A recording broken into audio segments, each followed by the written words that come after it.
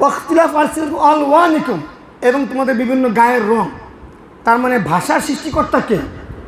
আল্লাহ। এখন দেখেন এখানে আল্লাহ, আমরা বলি উঁচু নিচু, আল্লাহ বলছেন নিচু উঁচু।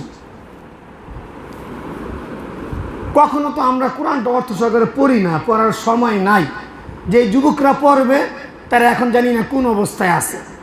হ্যাঁ, তারা এখন কোন অবস্থায় আছে, মানে শয়তান, ইবলিস শয়তান এত শয়তান।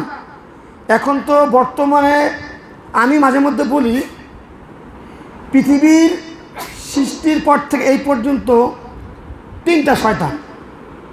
আমি বলি আমার কোরআন সুন্নাহর গবেষণা।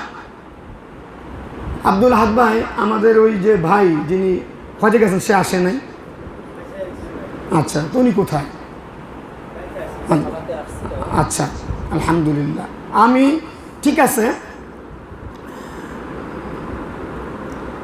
কোথায় ছিলাম আমি, কোন প্রসঙ্গে বলেন?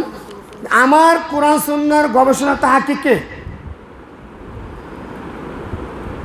3টা হচ্ছে সবচেয়ে বড় শয়তান। 1 নম্বর শয়তান হুয়া ইবলিস, হুয়া লানাতুল্লাহ। 2 শয়তান বর্তমানে এই মোবাইল।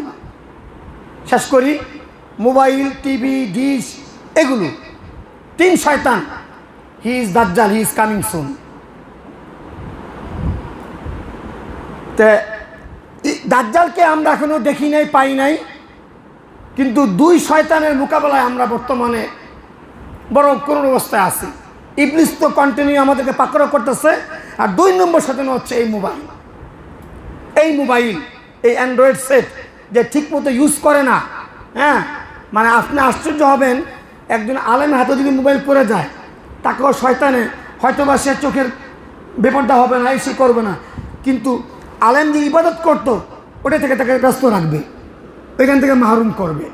তা আমার মতে 3টা শয়তান, ইবলিস, বর্তমানে মোবাইল, টিভি, ডিশ, যে ঠিক মতো এটা নিয়মতান্ত্রিক ইউজ করে না, আর 3 নম্বর শয়তান হচ্ছে দাজ্জাল, হি ইজ কামিং সুন। আজকে যুবকরা নাই কিন্তু একটা তো নেই এখানে। দাসের অবস্থা কী করছে? এরপরে তো ভাই আমাকে আসতে বললে আমি বলবো যুবক কজন আছে, আমি খোঁজ নিব, তারপরে আমি আসবো। কেন আমি এখানে আলোচনা করলাম, কেউ যদি কিছু নিতে না পারলো তাহলে কি? দেখেন আমরা কিন্তু ভাষাতে কি বলি? উঁচু নিচু, দিন রাত। আমরা বলি মাতা পিতা, আমরা বলি চাঁদ সূর্য, কিন্তু প্রত্যেকটা উল্টা আল্লাহ বলছেন। তাহলে কারটা সত্য?